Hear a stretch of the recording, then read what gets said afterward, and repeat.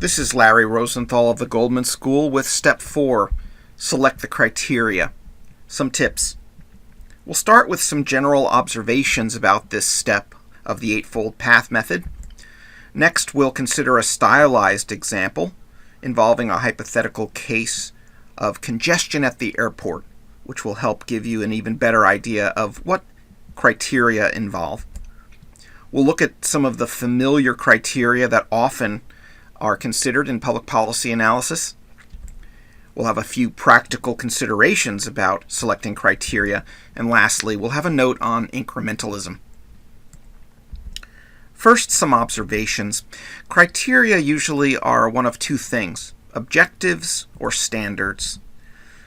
The first question is, what objective or objectives should each alternative attempt to achieve? We can think about this as the goal of the alternative.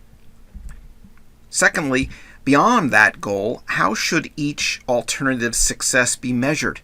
We can think about this as the set of performance standards against which we'll be evaluating the alternative once it's implemented. An overarching question that these criteria will help you answer: how should each alternative best accomplish social progress? In a sense, then, at the very least, criteria involve the public values that you'll bring to bear in the analysis. Moving on, let's think about a stylized example, a hypothetical case of congestion at the airport. Consider the problem definition: too few takeoffs and landings at our city airport occur on time. Assume first that the main cause has already been determined to be congestion at the airport, and secondly, that we already have many alternatives on the table. For example, we're going to reduce the number of flights, perhaps, or add runways, or upgrade control tower workforce and technology. What elements do criteria bring to bear at this stage? Once we have a problem definition and a causal theory, and we also have alternatives on the table, we select the criteria. It means we're going to name all the goals, or at least the most important ones, and the performance standards that we wish to include as part of our analysis. For example, this list: reduce delays is the goal of the alternative that would direct itself towards solving this problem. That's the true objective. But in achieving that goal, we may wish also to maintain or improve airport safety. We may wish to do so at the limited added cost of a new program. And lastly, there may be legal or contractual requirements that impel us to honor union rules for the workers. In this way, we list these criteria and we set up the next step of projecting outcomes, and then the step beyond of weighing trade-offs. Let's look at a list of some of the most familiar criteria to consider using in public policy analysis at this stage. First, efficacy. We ask the key question: will the alternative reduce the severity of the problem? If we didn't have an abiding belief that this was possible, we probably wouldn't have included the alternative on our list in the first place.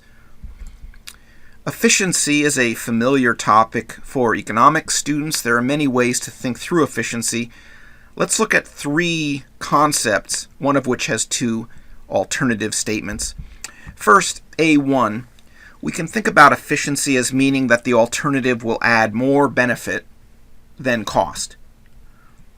Another way of phrasing this is that the alternative will add benefit at minimum added cost.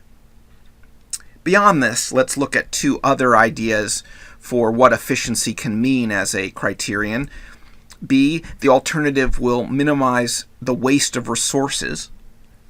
Or C, that the alternative will in fact improve the allocation of benefits and burdens economically. Turning to the next criterion on our list, feasibility is always important. Feasibility means that implementing the alternative can in fact be achieved. We also must consider legality, meaning that we ask whether the alternative will be permissible and within policy actors' existing authority. Legality is particularly important when it comes to proposing new administrative agency action. Political acceptability is frequently weighed at this stage of the eightfold path. It means that the alternative will garner the necessary support and acceptance among elected officials, voters, and other players in the political environment of our public policy problem. Frequently, we consider the criterion of equity. We also sometimes hear the terms fairness or justice utilized to describe equity. First, equity can mean that the alternative will treat those affected even-handedly.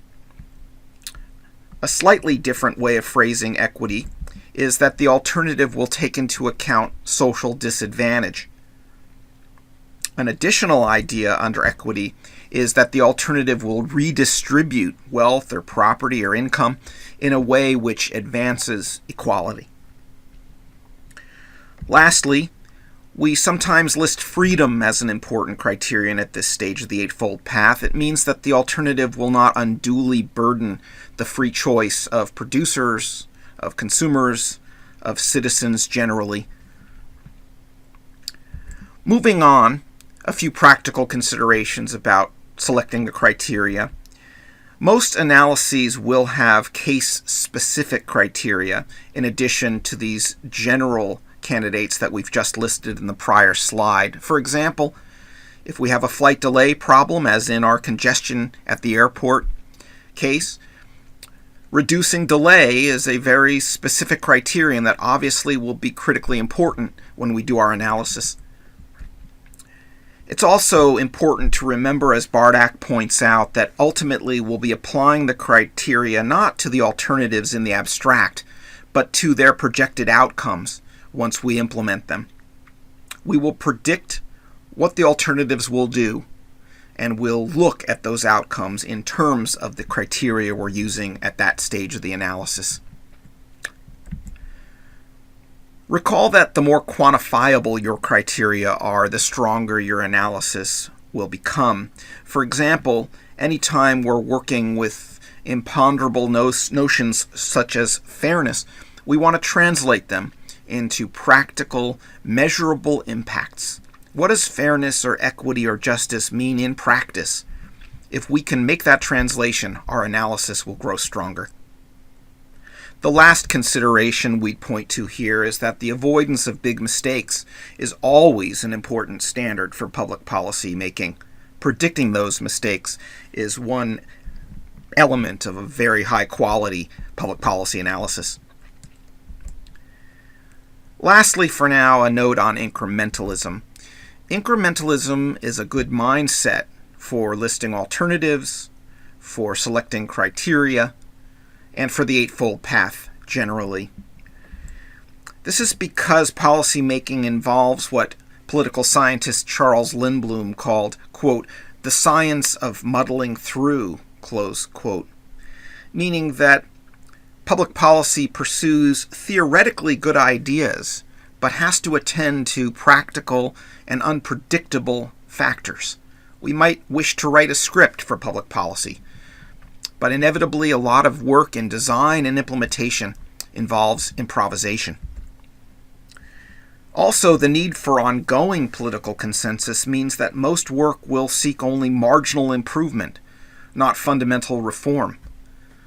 Maintaining political consensus means acting within perhaps a narrow bandwidth of potential change, and this too militates in favor of thinking incrementally.